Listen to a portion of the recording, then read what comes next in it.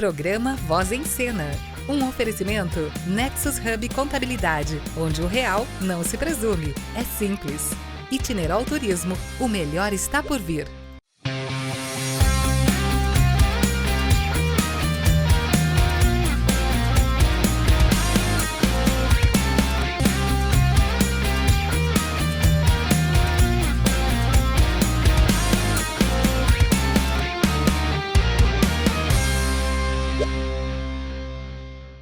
Programa Voz em Cena, sempre trazendo assuntos ultra importantes para a sua vida e também para o seu comportamento.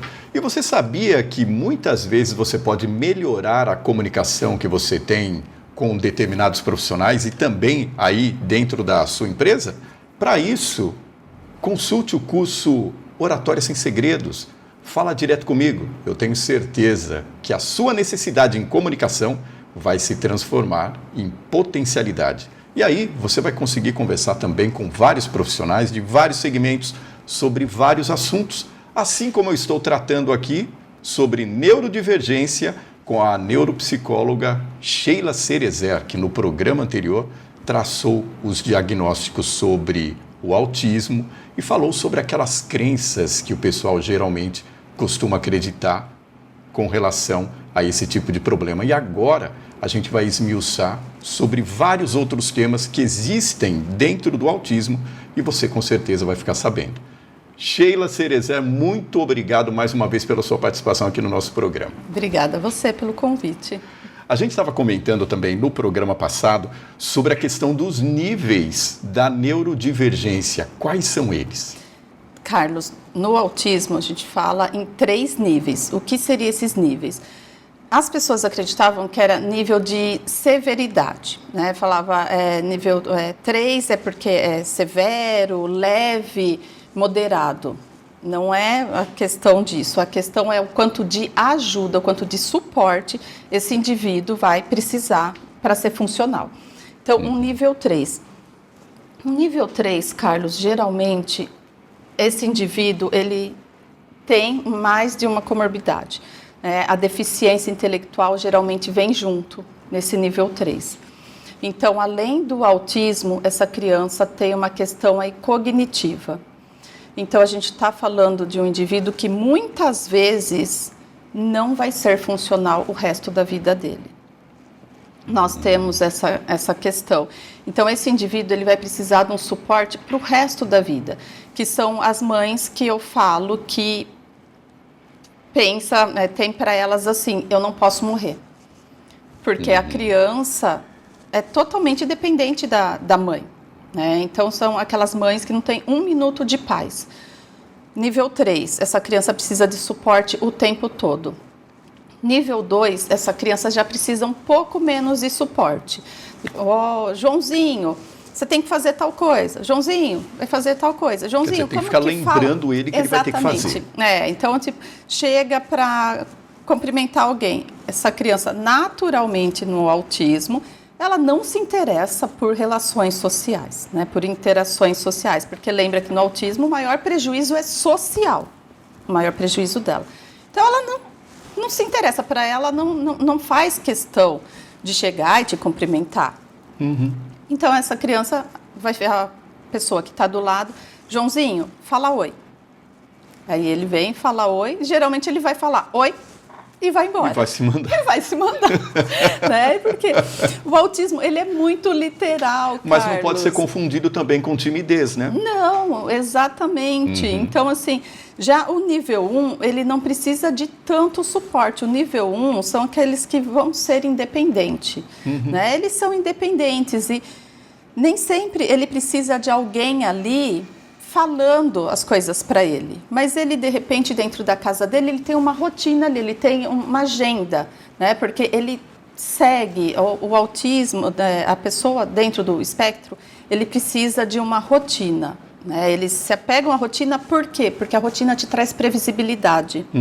Né? Então, aí, não necessariamente eu preciso de alguém me falando, vai escovar o dente, não sei o quê. Eu levanto, eu tenho ali, meu check do dia, o que eu vou fazer, entendeu? Então, é o nível de suporte. E nesse nível ele não gosta de muita surpresa. Ele fala, viu, eu tenho que levantar, escovar os dentes e pentear o cabelo. Pronto.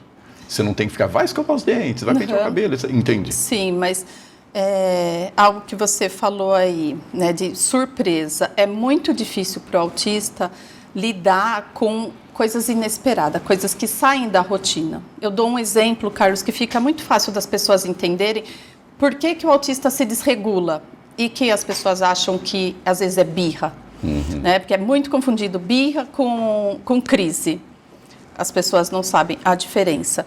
Então, vamos lá. Você faz todo dia um caminho para o seu trabalho. Você está acostumado a fazer aquele caminho. Eu falo que você vai automático. Então, para você fazer aquele caminho, vamos supor, você tem que chegar 9 horas no seu serviço. Você sabe que você demora 8 minutos saindo da sua casa para chegar no serviço. Então, 8h52, você entra no seu carro, vai por aquele caminho que você sabe, 9 horas você está lá na frente. Só que naquele dia, Carlos, você foi e aí você deu de cara com aquela bendita plaquinha que a gente adora. Obras, desvio. Né? Aquilo já não te causa uma sensação horrível? Sim. Primeira coisa, você vai pensar no horário. Você vai pensar no horário. E a segunda coisa, se você não conhece o entorno ali daquele bairro, aí aquilo já te causa um desconforto porque você não sabe para onde você vai. Você começa a seguir aquelas plaquinhas e aí quando não tem a plaquinha com a setinha, você fica desesperado. Você fala, e agora? Eu continuo reto? Para onde que eu vou? Você está ali perdido. Né? Aquela sensação de, primeiro, não vou chegar no horário, né? Sair do meu caminho, isso já gera um desconforto em você. Agora, você imagina ali a pessoa autista que tem uma dificuldade em lidar com essa quebra de rotina. Ela se desorganiza, né? Só que nós temos meios que são socialmente aceitáveis de se regular, né? A gente tá ali dirigindo, a gente ficou bravo da vida porque mudou o seu caminho, você começa a comer unha, começa a mexer no cabelo, você começa a você está buscando formas de se organizar, né? Começa a chacoalhar a perna, enfim, você está se organizando e nem se dá conta. Porque são comportamentos que são socialmente aceitáveis. O autista, ele vai se desorganizar, só que a forma dele se organizar, as pessoas, são comportamentos que não são socialmente aceitáveis, né? Então, ou ele começa a fazer uma estereotipia, começa aqui, ou começa a balbuciar, né? Fazer a estereotipia vocal, enfim. E tem uns que vão entrar em crise. E aí entrou em crise, eu falo que eles criam forças sobrenaturais, né? Então, assim, tanto que para segurar uma crise, para você fazer um manejo, para segurar adequadamente essa criança, tem indivíduo que você precisa de 4 pessoas para segurar, porque você não pode machucar essa pessoa, né? E ela também tem que se sentir protegida, não pode se sentir ameaçada. Você tem que proteger esse indivíduo, porque ele se coloca em risco sem perceber, Carlos. Né? Então, assim, a gente sei que mudou um pouco o rumo da conversa, mas é muito sério isso, porque hoje nós temos crianças amarradas dentro de casa.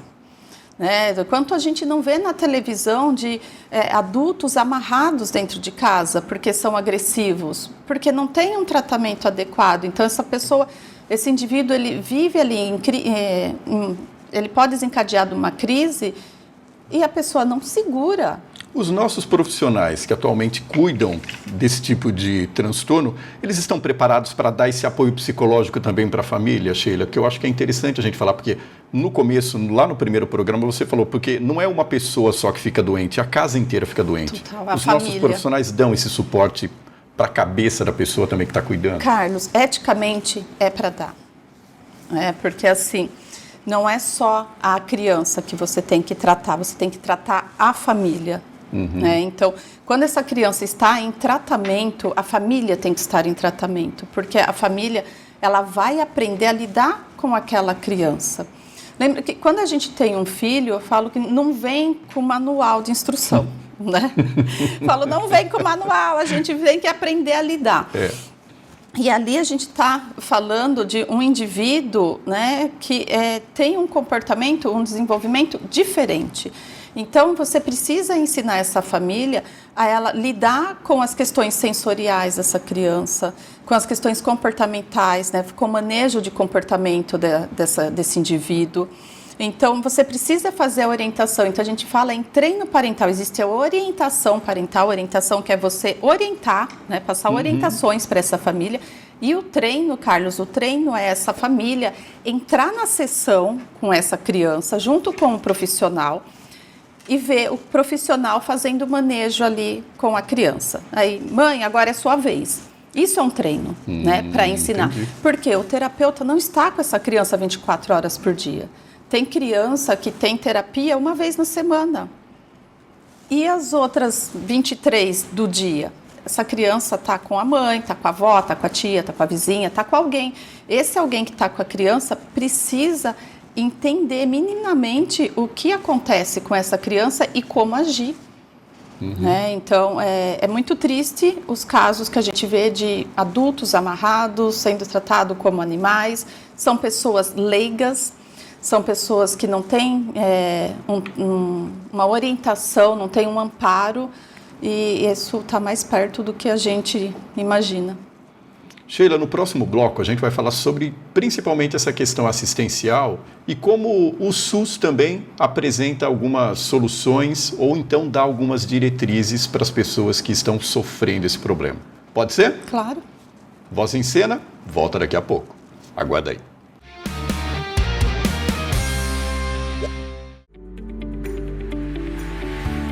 Na Nexus Hub Contabilidade, acreditamos que toda empresa tem uma história escrita em seus números.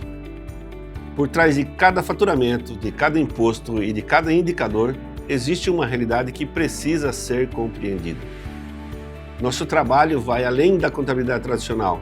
Nós ajudamos empresários a enxergar oportunidades, reduzir riscos e tomar decisões com mais segurança e inteligência. Porque números não devem gerar dúvidas, devem gerar clareza. Nexus Hub Contabilidade, onde o real não se presume. É simples.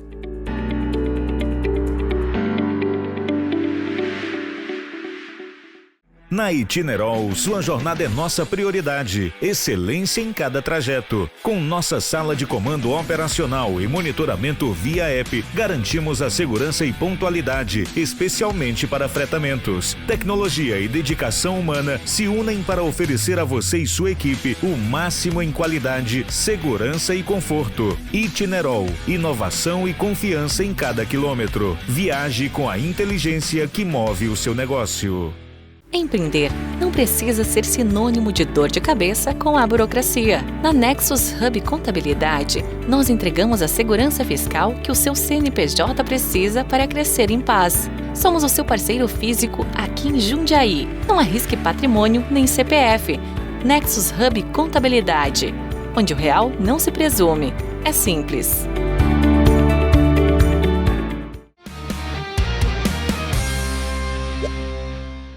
Programa Voz em Cena, desta vez a gente vai falar sobre a neurodivergência, mas as soluções que podem ser dadas dentro desse espectro que nós estamos conversando com a neuropsicóloga Sheila Cerezer.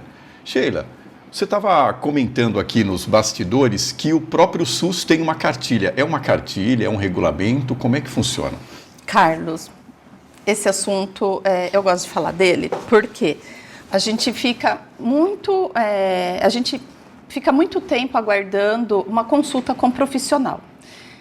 E o SUS, ele tem essa caderneta da criança, posso mostrar? Sim. Tem essa caderneta da criança, que é feita pelo Ministério da Saúde. Aonde tem essa caderneta? Pede no postinho. E geralmente, quando a mãe sai da maternidade, algumas mães já recebem essa caderneta. E o que tem nessa caderneta que é tão importante? Nós temos aqui, tá cheia de post-it. Nós temos todo... É bom que é sinal que você estudou. Sim, tá cheio aqui para orientar as pessoas também. Então, aqui a gente tem o desenvolvimento da criança. Então, aqui a gente tem aqui várias... atividades também para você ajudar no desenvolvimento dessa criança, né? Para mostrar objeto, estabelecer contato visual. Por que tem isso, Carlos? Você vai fazendo essas atividades que tem aqui, você vai vendo como esse bebê responde. E geralmente quando a criança já é assistida por algum pediatra, pelo menos na rede, que a gente percebe na rede particular, o pediatra costuma perguntar para você quais são as reações da criança em determinadas idades.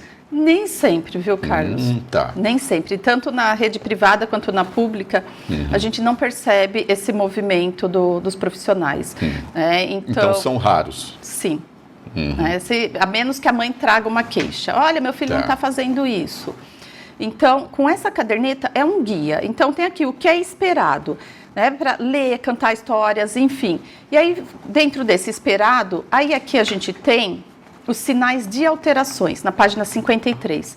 A gente vê os sinais de alterações. Fez as atividades lá do esperado.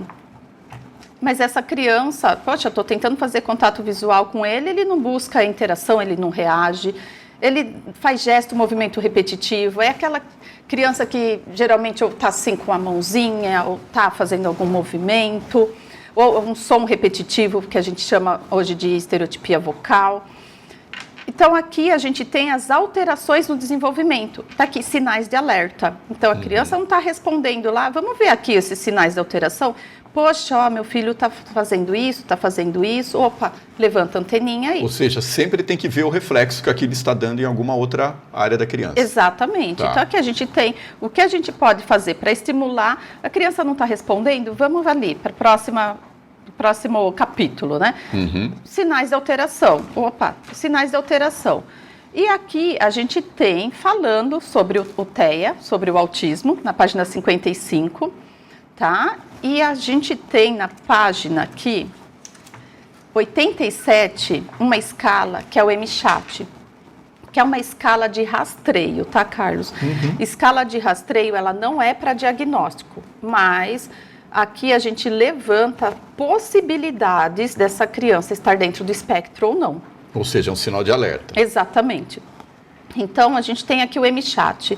Pega esse MCHAT e se faça essas perguntas. Aqui você tem sim ou não. Né? Você aponta para algum objeto no quarto, seu filho olha para esse objeto. Enfim, você vai lendo e vai pontuando aqui sim ou não. Ele tem o critério de correção, ele tem tudo aqui. Pede para o pediatra fazer. Se o pediatra não fez, faça você. Deu uma pontuação aqui, se pontuou 1, 2 ou 3, já é sinal de alerta, porque isso aqui não é para pontuar nada.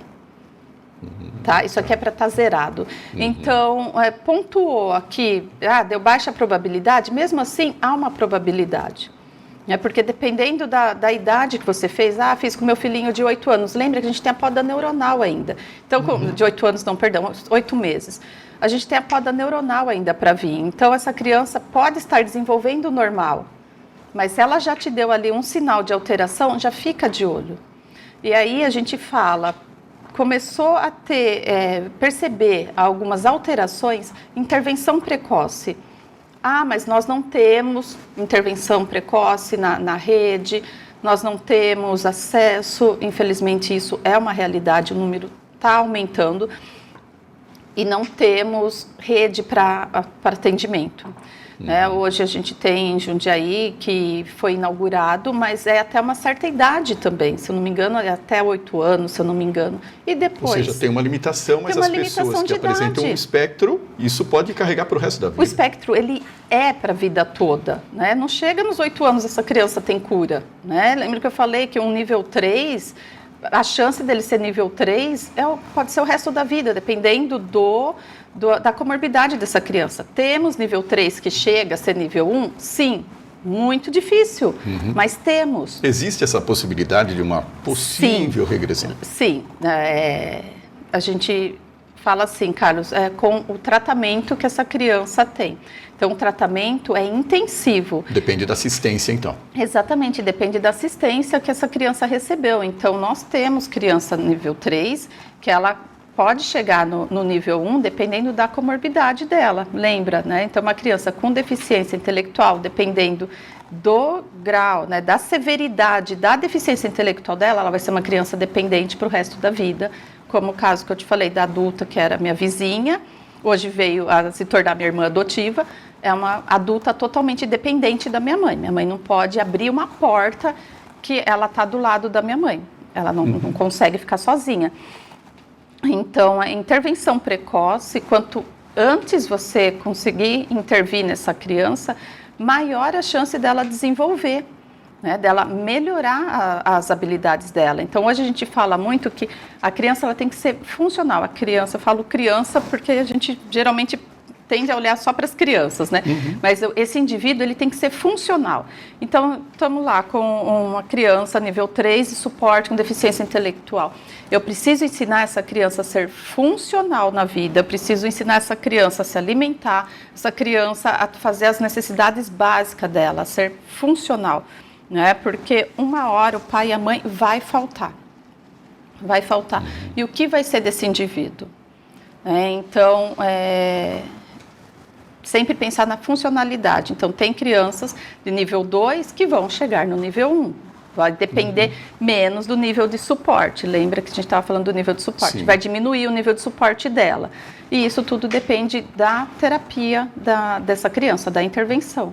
E uma pergunta que a gente poderia fazer aqui para abordar de uma forma bem rápida, a gente nota que nos últimos anos houve um acréscimo no número de pessoas que são portadoras desse transtorno. A que se deve, Sheila, isso? Tem algum motivo? Carlos, o autismo ele é ambiental e genético, né? Então, o que seria a questão ambiental e genético? O ambiental a gente fala as suas exposições, né?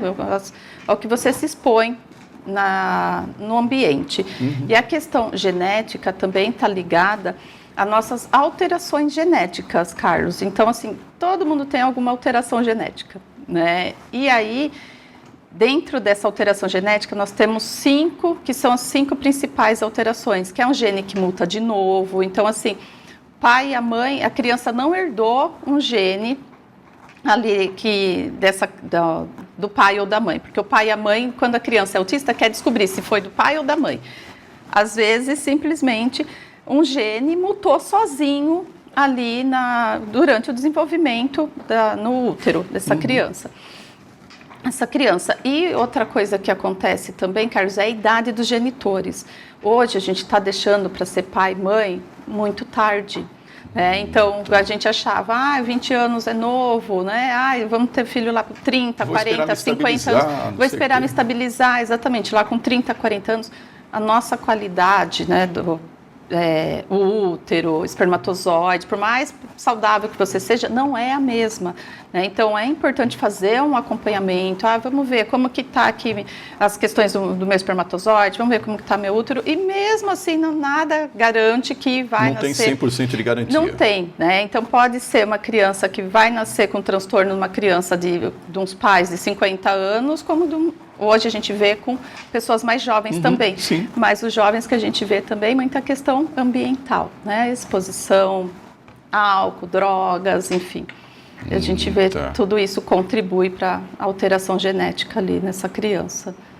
E também, Carlos, não tinha tanto acesso à informação como a gente tem hoje. Exato, eu ia comentar isso. Quer dizer, então, antes as coisas ficavam até de uma certa forma velada. Sim, então hoje, como eu te mostrei aqui, a gente tem essa caderneta que você pode pegar no posto de saúde, chegar em casa, peraí, vou olhar aqui os sintomas do meu filho. A gente não tinha acesso a isso.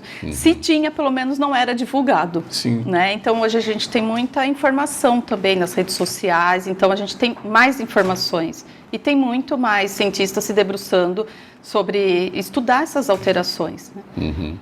O que, de certa forma, ameniza, digamos assim, até o peso e a dor de quem tem um familiar ou tem alguma pessoa próxima sofrendo desses transtornos. Sim, tanto que com esses estudos, como eu te falei, hoje a gente vê o transtorno do espectro autista na mulher, que é diferente, que alguns anos atrás a gente não se falava em autismo nível 1 em mulher. Né? Só de que na mulher é mais severo. Então, a gente via uma mulher de nível 1 que a gente nem imaginava que era autista, nem ela mesma imaginava que era autista, e não sabia.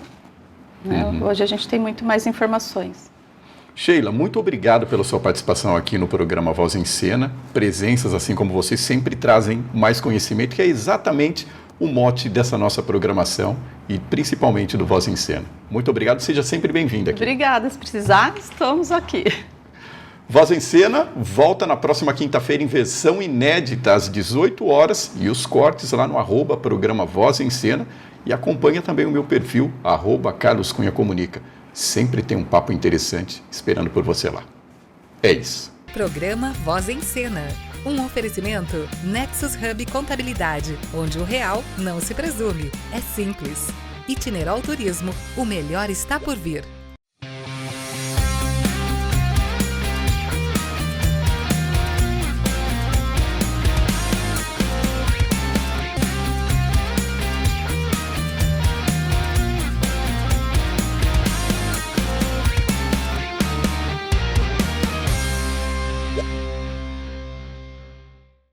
Na Itinerol, sua jornada é nossa prioridade. Excelência em cada trajeto. Com nossa sala de comando operacional e monitoramento via app, garantimos a segurança e pontualidade, especialmente para fretamentos. Tecnologia e dedicação humana se unem para oferecer a você e sua equipe o máximo em qualidade, segurança e conforto. Itinerol, inovação e confiança em cada quilômetro. Viaje com a inteligência que move o seu negócio.